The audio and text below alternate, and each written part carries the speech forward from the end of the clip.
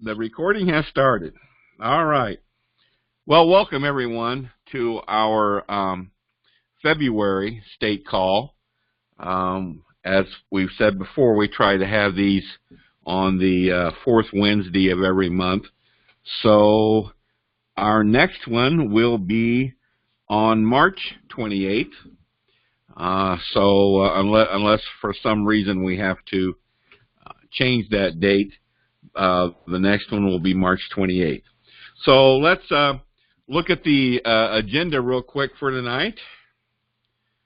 And first of all, we'll go through our vision and mission statement like we normally do. Then we're going to get into rebuilding our state, and we've had a great month in the month of February. We've been I call it an all hands on deck effort in February to start rebuilding our state. So I'm anxious to tell you about that. And we have some great results for you to know, to pass along to you in the form of new leaders in our state. So then I'll update you on what that looks like as far as the districts for each region. Then we'll get into our training program that we're ready to roll out. Rachel's going to give us a full update on it. And I'm really excited about this program. Believe me, this is very exciting. And we're going to be starting off with our new district captains, but I hope to get everyone involved in this. So I think this is really going to be a great thing for us to have in the state. Then I'm going to touch on the legal agreement, also known as the confidentiality agreement that we all have agreed to and signed. So I just want to briefly review that. Then Paul is going to give us an update on our legislative plan and a new concept that he's introducing called 34 Ready. And I'm sure he's going to have some exciting news for us on that. Then we'll get an update from our comms team. And then I'll review the tracking summary, which I've modified and revised.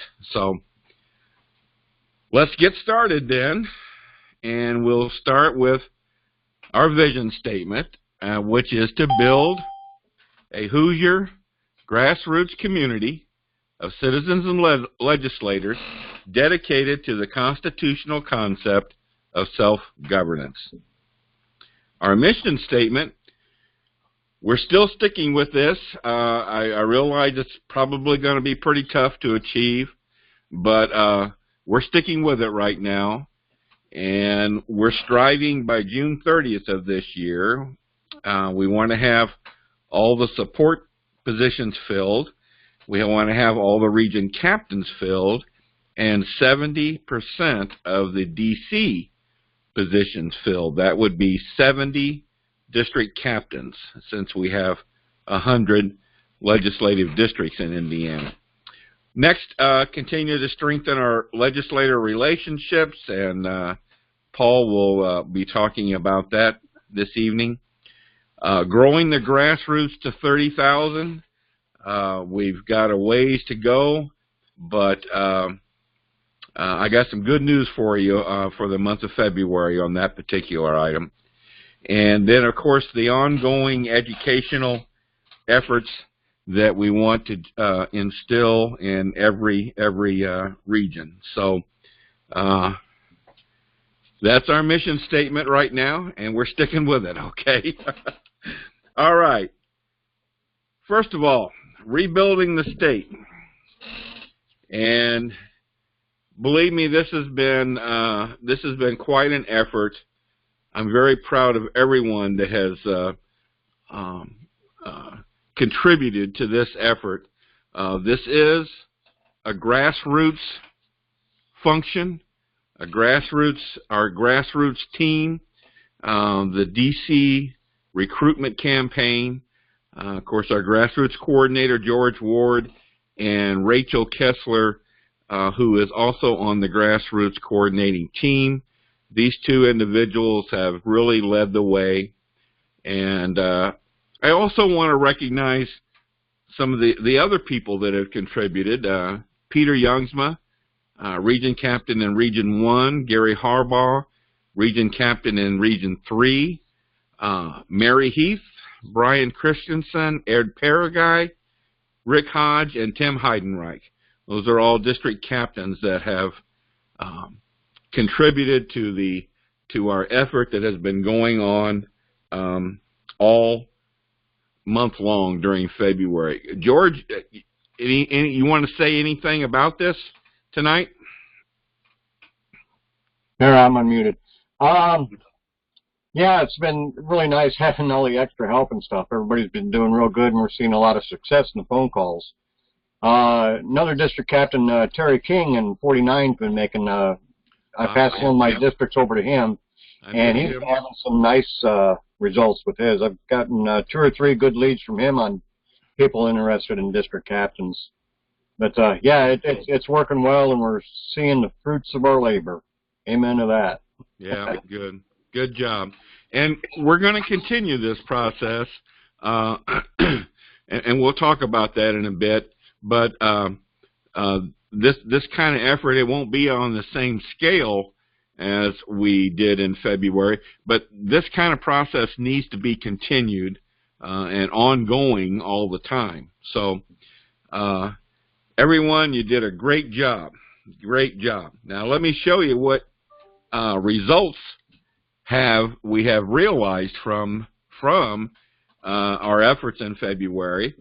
Folks, we have 10 new district captains that are coming on board, and here they are: District 68, Larry Wee, District 74, Thomas Pingree, David Thornton in District 8, Richard Fitzsimmons in District 44, Mindy Like in 41, David Gephardt in 46, Steve Frazee in 57, Casey Pickerel in 27, Larry Kehoe in 39, and Marilyn Kligler in District 4, and we picked up a co-district captain in District 86, Victor Monroe.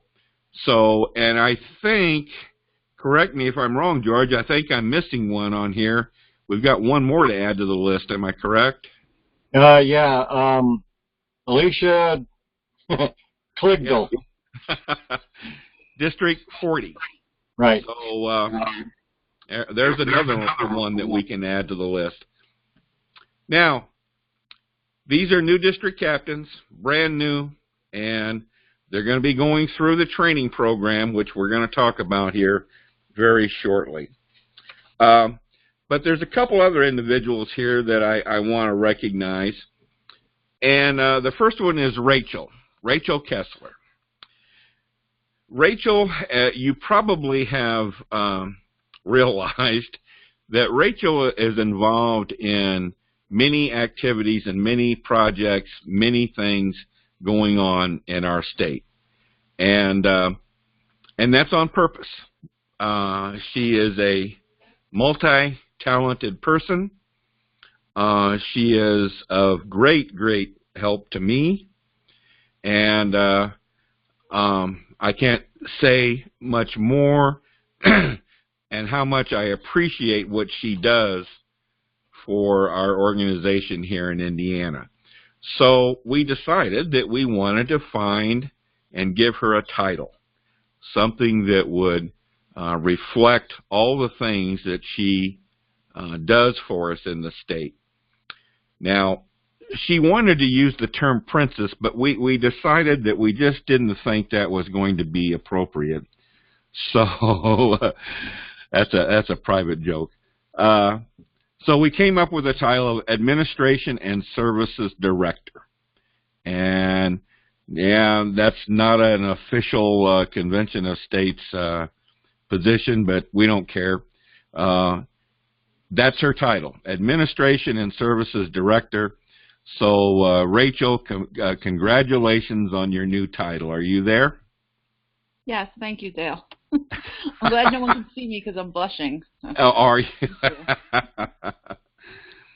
Rachel, I just can't tell you how much I appreciate the job that Rachel does for us. So the title is overdue and well deserved. The next person here is a young lady that we brought on. Tammy, are you on tonight? Tammy Scarborough? I am, yes. Ah, good. Welcome, Tammy. Thank you. Hello, everyone. Tammy came on initially as, well, I guess you still are, a social media warrior. And I got to talking to her when she made application and found out that she was interested in some other things. One thing led to another. So she thought the grassroots coordinator team would be a good place for her. So she's been very patient with us. We're going to take her through the district captain training, and then she will join George and Rachel. She will join them and will lead the ongoing effort at the district captain recruitment effort. So, now Tammy, you live in New Albany, is that right? I do, yes, that's correct. Yeah. Tammy, I know you're involved in a lot of things. What do you do for a living? Well, I lead a team for a software company doing implementation. Okay. All right. Okay. Well, So basically project management. Project management. Okay. Mm-hmm. Well, good. We can. Your skills will certainly be useful to us. And good. Now, if you don't know where New Albany is, it's about practically the other end of the state from where we are located in Fort Wayne. So we're really branching out. So welcome aboard, Tammy. You might not find it right now. We're underwater here. Are you? Are you really? Well, the Ohio's been kind of high lately. Yeah. That seems to be the case in a lot of places. So, well, stay afloat, please, and welcome aboard. Welcome aboard. Thank you. All right. Let's go now to the district per region breakdown, and got a really colorful chart for you tonight. The last time I posted this would have been in January. We had just lost a number of district captains. I think we were down to about 13 at that time, and so now we've added 10 district captains. Actually 11. I don't have the 11th one reflected here, but so we're up to 23. That leaves us 77 districts open, and the ones in yellow are the new ones that have been added, and the ones in green are applications that are still in process. So it's very possible, and that number may be wrong. I'm not positive, but we have an opportunity there to even add more than the 10-11 that we've already brought on board. So things are looking up, and as you can see, as far as region captains, we're down to 2, Peter and Gary. Now, what I've got here at the bottom of the chart, I've kind of broken up the tracking report, and this is one portion of it here. According to our mission, we're trying to get to the 70% of the district captains in place. That would be about 70 district captains then. Now, what I've listed here is, in order to get to 70, this is how many in each region how many district captains we need to add. So here in Region 1, we needed 8 district captains, and we have 2 in place now, so we need another 6. And same thing going on across. So, and of course with region captains, the objective is to get a region captain in each of the 9 regions. And as far as support personnel, there are 10 positions, and we have filled 6 of them so far. So we're still working on filling the other positions. Anybody have any questions or comments about the breakdown here? Hey Dale, this is Gary. Yeah. When we have somebody that's a kind of a prospect to become district captain that we've had a conversation with, at what point do we refer them on to George or Rachel or you? At the interest level, or once they've committed, or kind of where are we on that? What should we be doing? Well, the objective, Gary, is to get them to make application for a district captain. And once they make application, then they will pop up on our Leaders Management Tool report, and that will trigger then George to make a contact. And in your case, since you're the region captain, if you obviously approve of this person, then the 2 of you then can make that decision to bring the person on. But the first objective is to get them to make application for a district captain.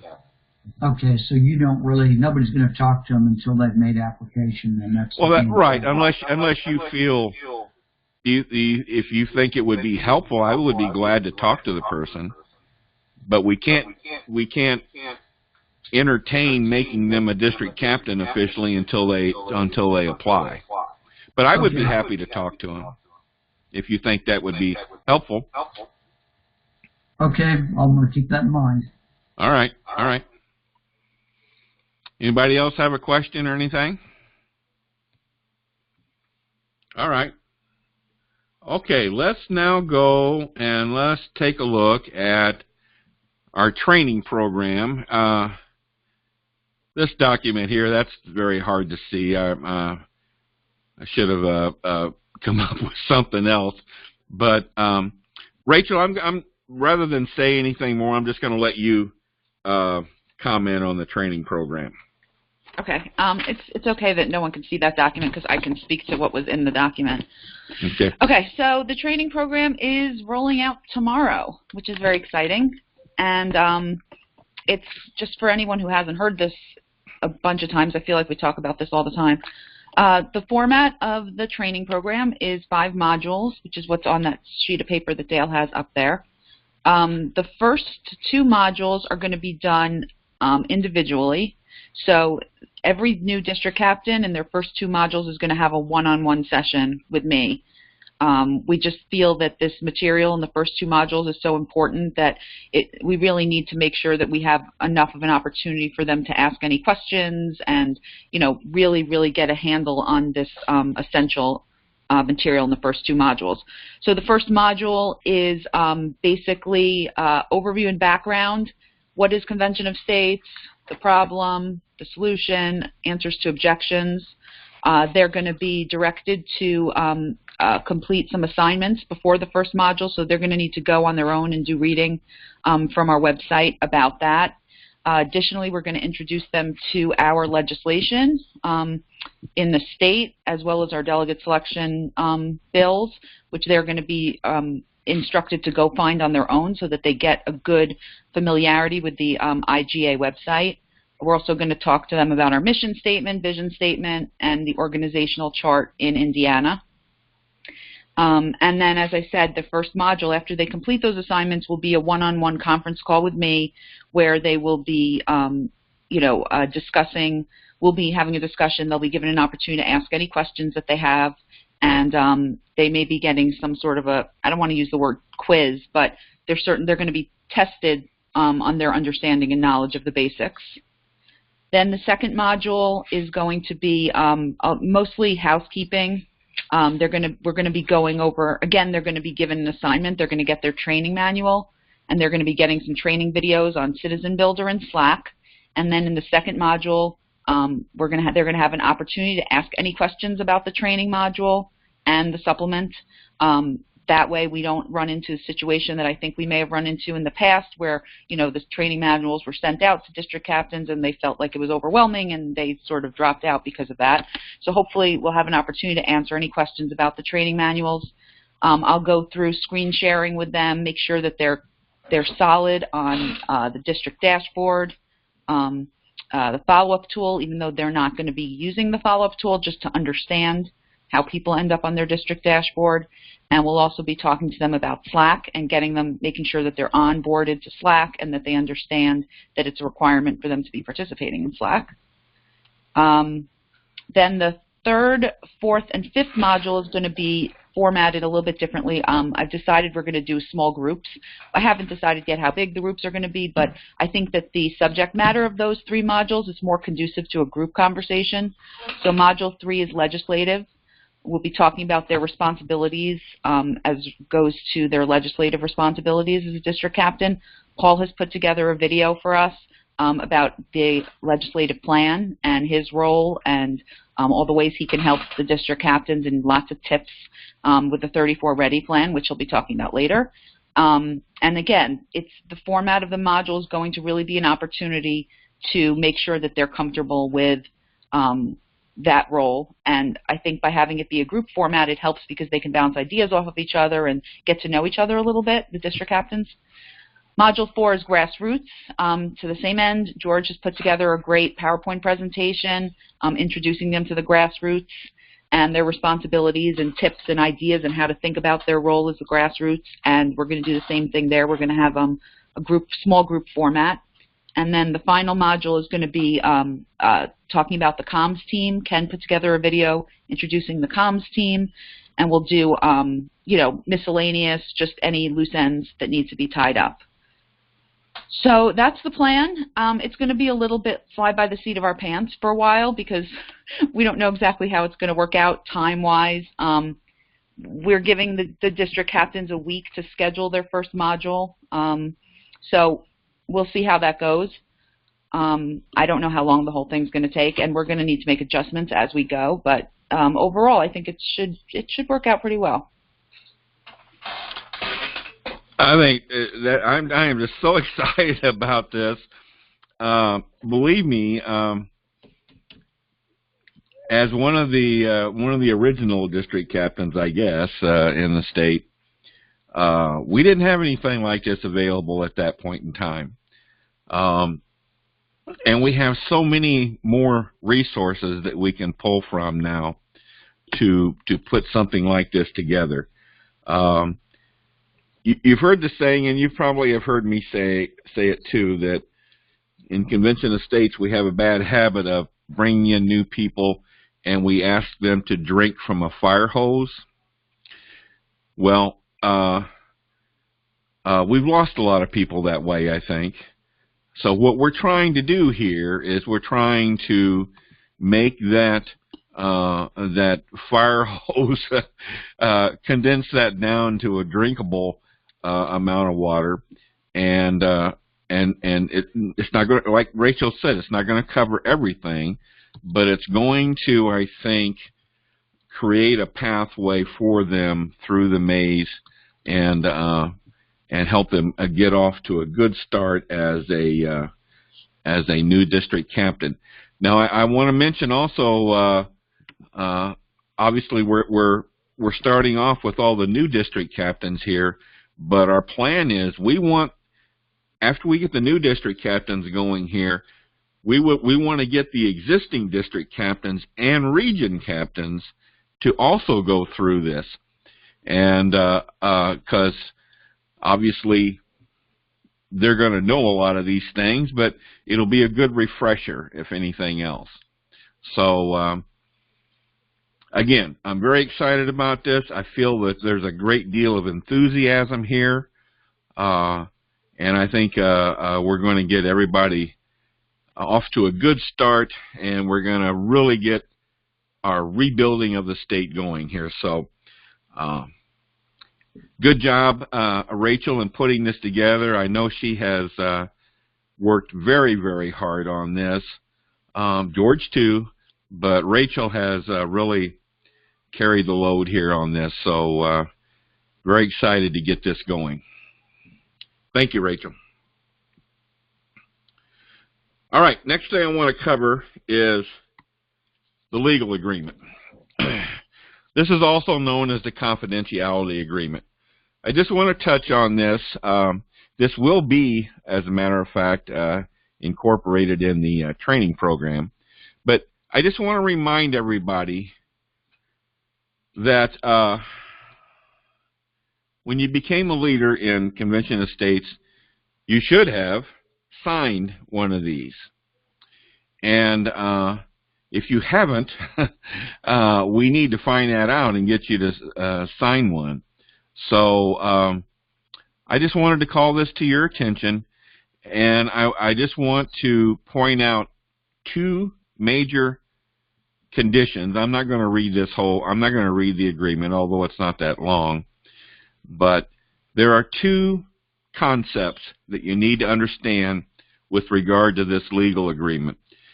Concept number one is that when an individual gives us their personal information, when they sign the petition, they become a supporter, a volunteer, whatever, when we accept that information from them, that personal information, there is an implied contract that we have made with those individuals to guard that information. The second concept is, by signing this agreement, we have promised and obligated ourselves to guard that information and not release that information to any outside organization. So, two concepts.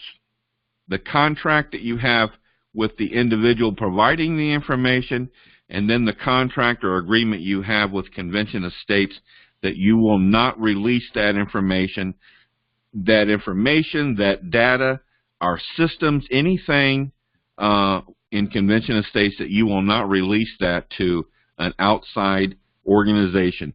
Even though that organization may support Convention of States, you cannot release it to an outside organization. Now, you can participate in an outside organization as an individual. You're free to do that, of course, but not as Convention of States, and nor can you provide any information. Does anyone have any questions or comments? Rachel is kind of my legal person. Did I miss anything, Rachel? No, I don't think so. I mean, I think the one thing that the way I like to think about it is that, and I know we talked about this before, Dale, not so much about a contract, but you know, that when people give us our information, when they go on, you know, from Facebook or wherever, when they give us their personal information, you know, the understanding that they're giving is that they are giving Convention of States permission to have that information.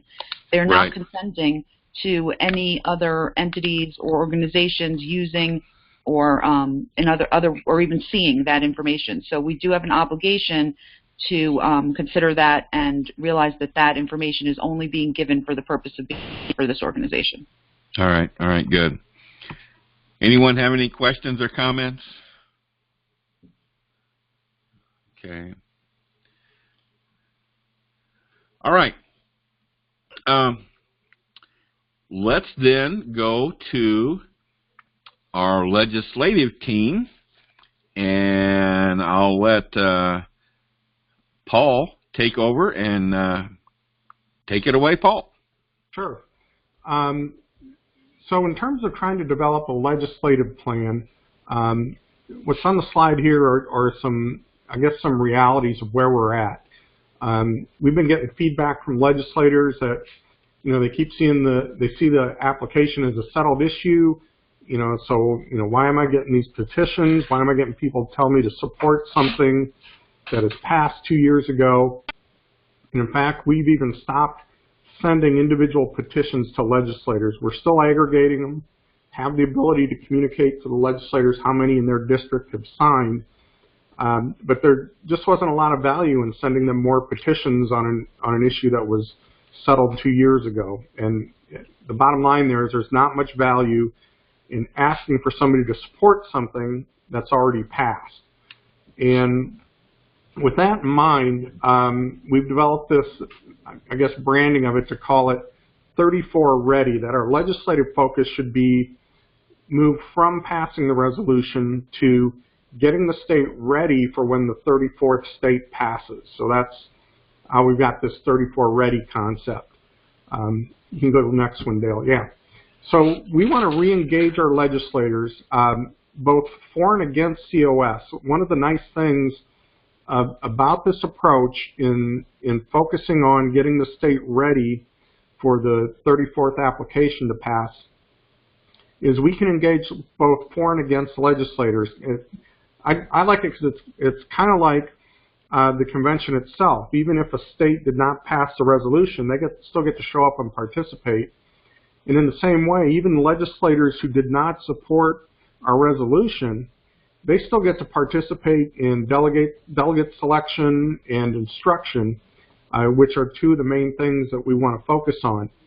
So I can see going to a legislator who voted against us, most likely because they're afraid of a runaway convention or something like that, and bringing them back in the fold by saying, hey, we're on the same page. We don't want to run away either. And the way that we ensure that is by doing a good job of selecting and instructing our delegates. You being a skeptic, you're probably a good ally for us to help us build a plan where we're going to make sure that your fear of a runaway isn't going to happen. And it takes the focus off of trying to sell somebody to support something they probably never will. They probably never would have voted for the resolution, but we can still engage them and work with them. So the two things we want to focus on in terms of getting the state 34 ready is some commissioner selection and instruction. And we do have already a law in the books that specifies that Indiana will send 2 commissioners and 2 paired alternate commissioners. One of the issues we can explore with legislators is 2 enough? And this is something that Senator Holdman brought up at our meeting down in Carmel last summer. He was talking about maybe that's not enough. Maybe we need an odd number. So we can engage the legislators on fine-tuning that faithful delegate law to make sure it's going to be as effective as possible. And then secondly, working on proposed amendments. Now, when I bring that topic up, I don't mean Convention of States coming up with a list of proposed amendments, because Convention of States does not support any specific amendments. We just want to talk about amendments, potential amendments that fit within the scope of our application. I'm talking about facilitating the legislators coming up with a list of proposed amendments that they may want to instruct our commissioners to carry forward or to support at the convention. And then at the same time, perhaps a list of proposed amendments that they'd want to make sure that our commissioners do not support and do all they can to suppress. So those are some of the issues that we can engage with the legislators on. That's going to be a lot more productive than simply asking for their support or trying to convince them why Convention of States is a good thing. If we haven't convinced them already, why waste the energy on it? It's really irrelevant because we've already passed. So we see the district captains as the primary contact with the legislators. As a legislative liaison, I'm here to support that, help you get a meeting if I can do that. I'm happy to go to meetings with you, prep you for a meeting in the message to bring forward, and a lot of this is going to be in the training that Rachel already spoke of. And then what I plan on doing is developing a 34 Ready newsletter for legislators to introduce our concept of 34 Ready, and keep them aware as we count down, or count up, I should say, to getting to 34 resolutions passed. I'd like a newsletter that shows them, hey, we're at 15 now. Hey, now we're at 18. Now we're at 20, so they can see this train approaching that we've got to be ready for. And then at some point, I'd also like to do a 34 Ready workshop for legislators, where we gather them together and share ideas regarding commissioner selection instruction and potential proposed amendments. So that's it in a nutshell. Now, as Paul mentioned, this is going to be part of the district captain's training, and when it gets to his module, and I just think this is great. I mean, I don't know how else to describe it. I've had many district captain applicants ask me, well, we're a past state, we've already passed it, now what do we do? Well, here's what we can do, and Paul has laid out a plan here, and and he's willing to help them. So I think this is really going to be great. Anyone have any questions or comment? Yeah, Dale. I have a question concerning sponsors in the state. I know Senator Holtman obviously is a major sponsor. Do we actively continue to seek for additional sponsors out of our legislatures in the state, or is that something that's even on our radar? You want me to take that, Dale? Yeah, please. So, looking for additional sponsors to a bill that's already passed 2 years ago doesn't make a lot of sense. But our engagement, again, needs to be on the next step in the process, since we're a past state, which is developing the commissioner instructions, who are we going to select. And in fact, about a week ago, I had a conversation with Senator Holtman, our main sponsor, and he's all for us. I think he's going to be a great ally. One of the neat things that I think we've got going for us, it's not this first part, but as many of you know, Senator Long is retiring the day after the election this fall. Senator Long is President Pro Tem of the Senate, and he's been a great supporter of ours. When I talked to Senator Holtman about a week ago, he shared with me that he's putting his name in the hat to replace Senator Long as President Pro Tem of the Senate. Oh. So to have our main sponsor in that position can only strengthen things for us. I wish him all the best. I hope he's the one who gets selected at that caucus the day after the election. But he's all on board for us. But in terms of trying to convert people who didn't support us to supporters, I believe is really just a moot point. What we need to do is engage them, not in supporting the resolution that's already passed, but engage them in helping us to develop a really strong commissioner selection and instruction process. Yeah. I understand that, Paul. I guess if I could just expand a little further on the reason why I asked the question is because I heard on a call the other night, Garrett was talking about a little bit of a kind of a contest that was going on between some of the states that are obviously still trying to pass resolution. But some of these, like I think you mentioned West Virginia had something like 24 or 30 sponsors, and the only reason I brought it up was I know Senator Holtman mentioned that obviously we don't know the length of time that this will finally get to that point, but we talked about having extra people as backups to be ready for that. And so I guess that's the reason why I brought it up is if something was to happen to Senator Holman, God forbid, obviously we've already passed, but I mean, would it be beneficial to have a few more sponsors available? And should we be targeting maybe some new legislators that are coming into office? Well, the new legislators is a good point. We're keeping track of who's new since we passed the resolution, and I'm going to be specifically meeting with those legislators to bring them up to speed and get them engaged. And we've had some who've already engaged us.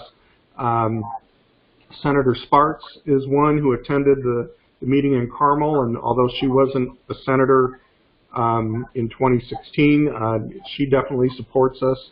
And I think we've also got other legislators who are strong supporters who will step up and fill the role when people like Senator Long leave, and Senator Hirschman is another example. He retired or resigned recently, and he was one who attended our simulation.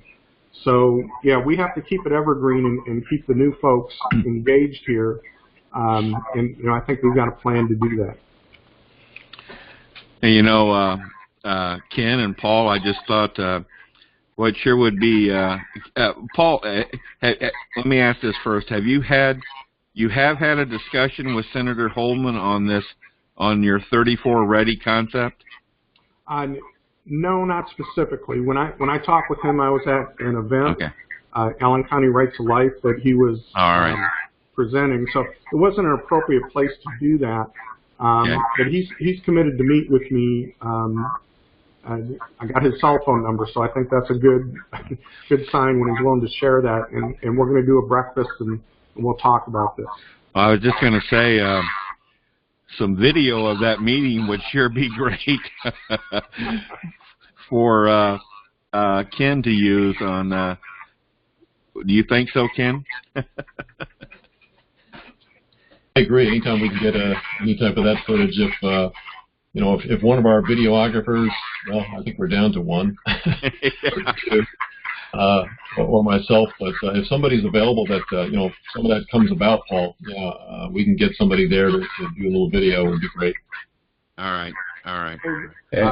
One last thing, Dale. In my conversation with Senator Long, I congratulated him on retiring, and I planted a seed. I told him that I thought it would be great if we could coax him out of retirement to serve as one of Indiana's commissioners to the Convention of States.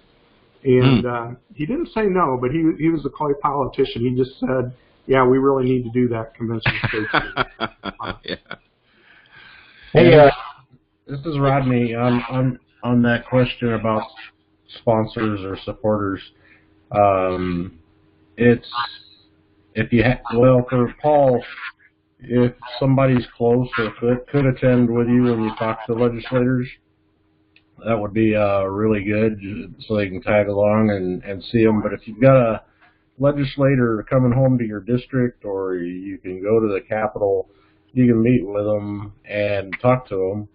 One key thing there is, and maybe, Paul, I don't know if you could do this, go into the LMS, or if you know offhand who the current legislators are that support Convention of States, and create that list.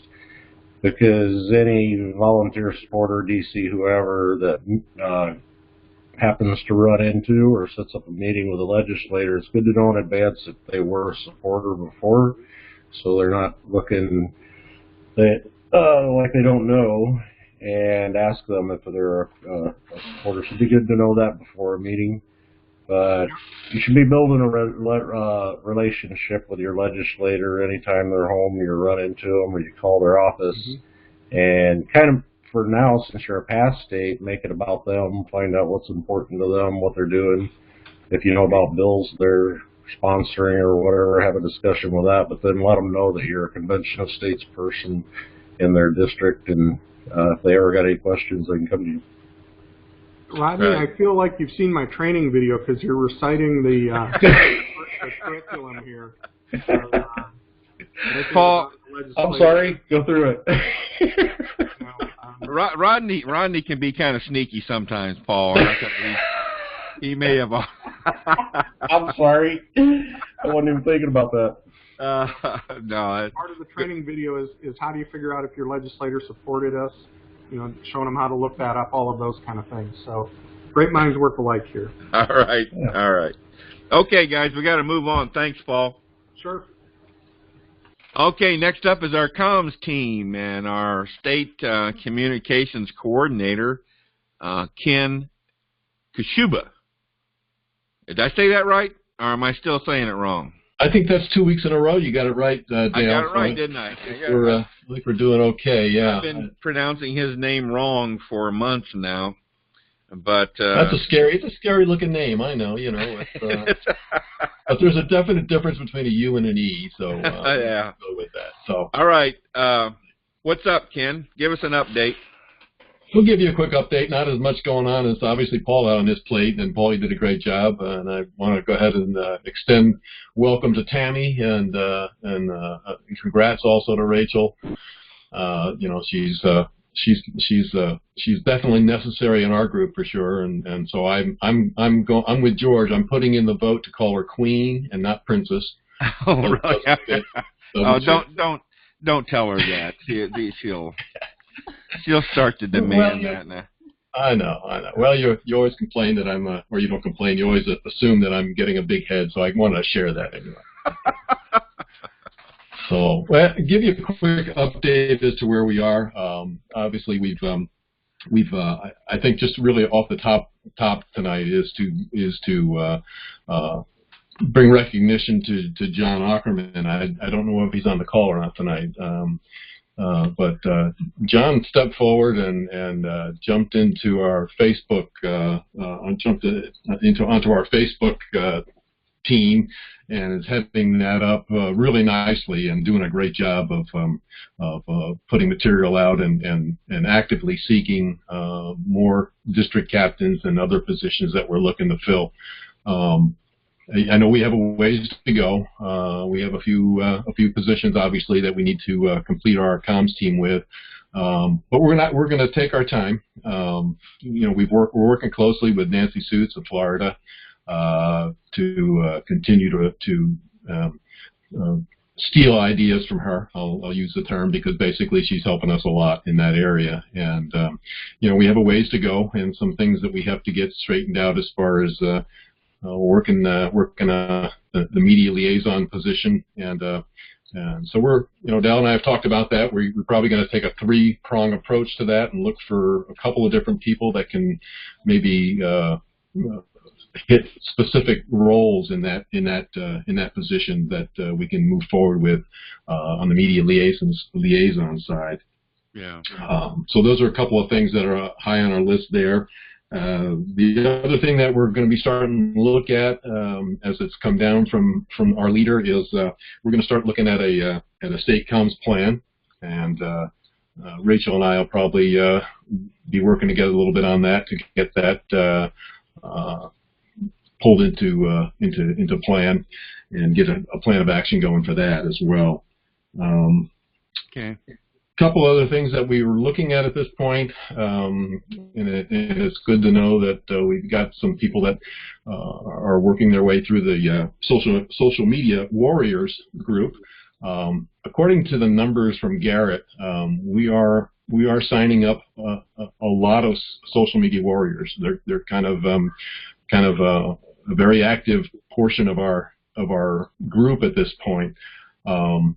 So I've been talking with Nancy about that. We're not sure at this point how we want to try and bring some organization to that group, but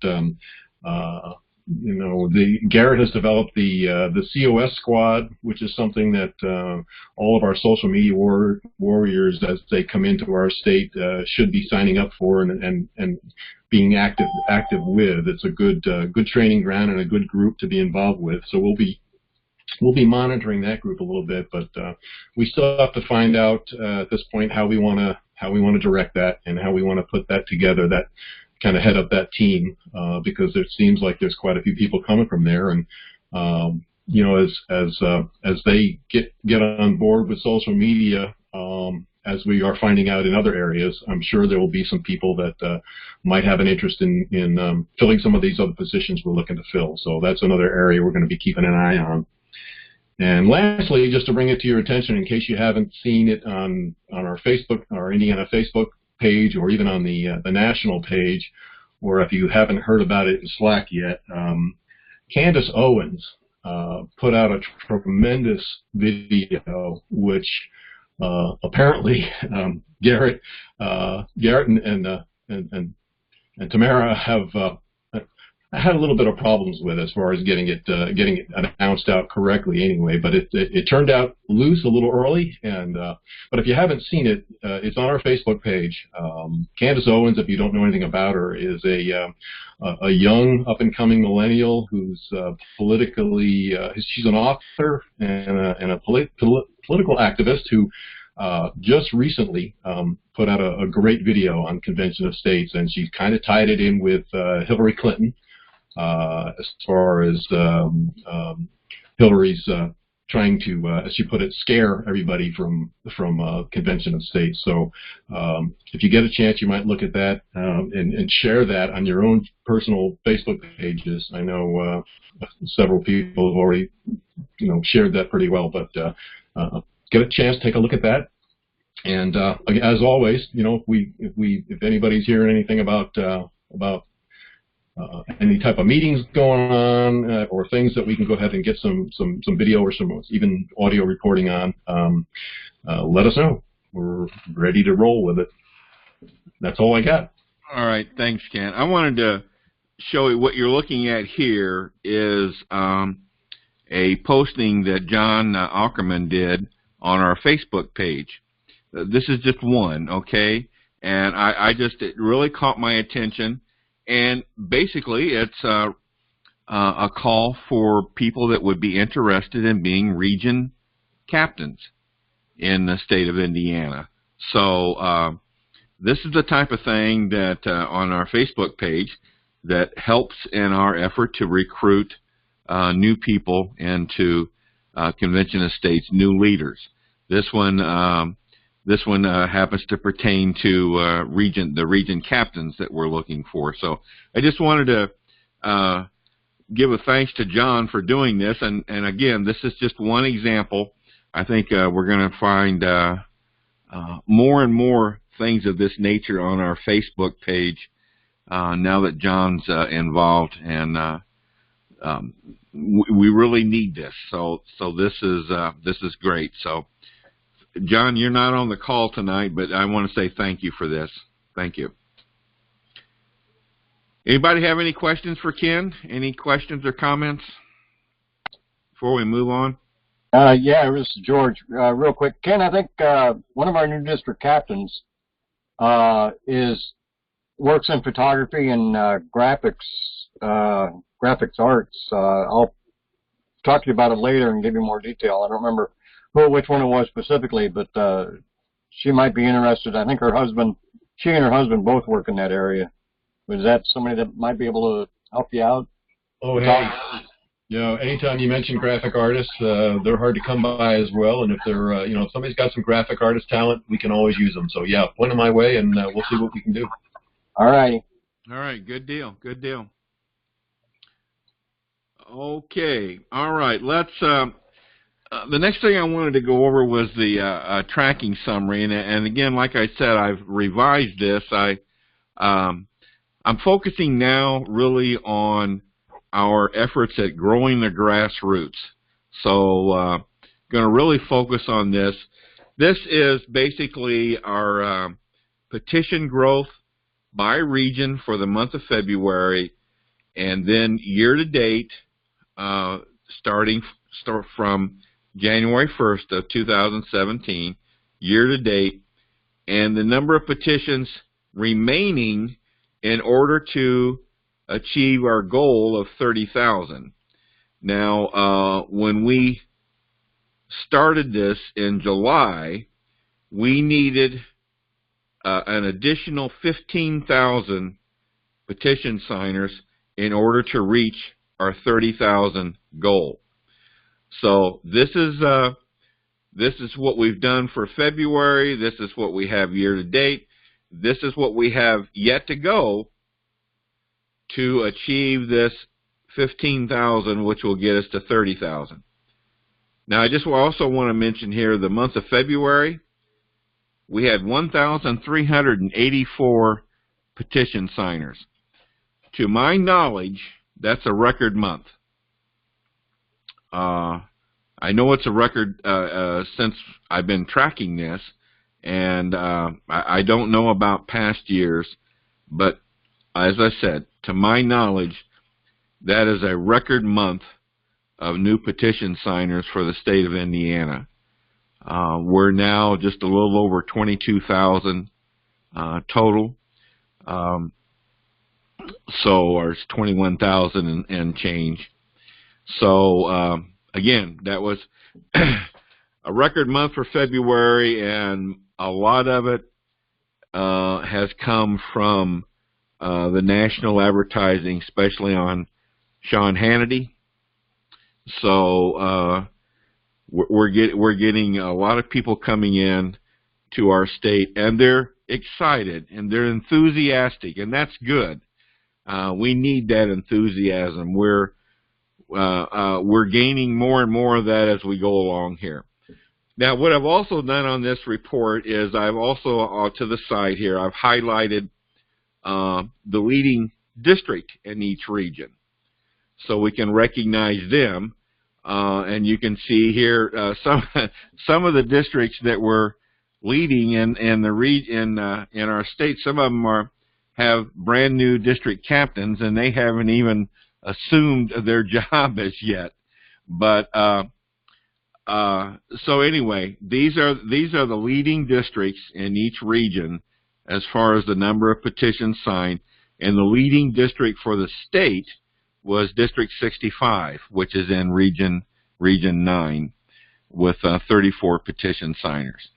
So this is the grassroots. This is growing the grassroots, and that's one of our major goals, mission goals for this year, and that's to get to this 30,000 number. Anybody have any questions or comments on this at all? Okay. Well, I can see we're right at the 1 hour point. So we've been talking about enthusiasm tonight, all right? So I found this short quote from Ralph Waldo Emerson. Nothing great was ever achieved without enthusiasm. So I think we got it, and I think we are going to achieve something great in the state of Indiana. I just know we're on the road to doing that, and I want to thank everyone for the part that they're playing in this. It is a team effort, and I think we're on the road to bigger and better things for sure. Anybody have any other comments or questions?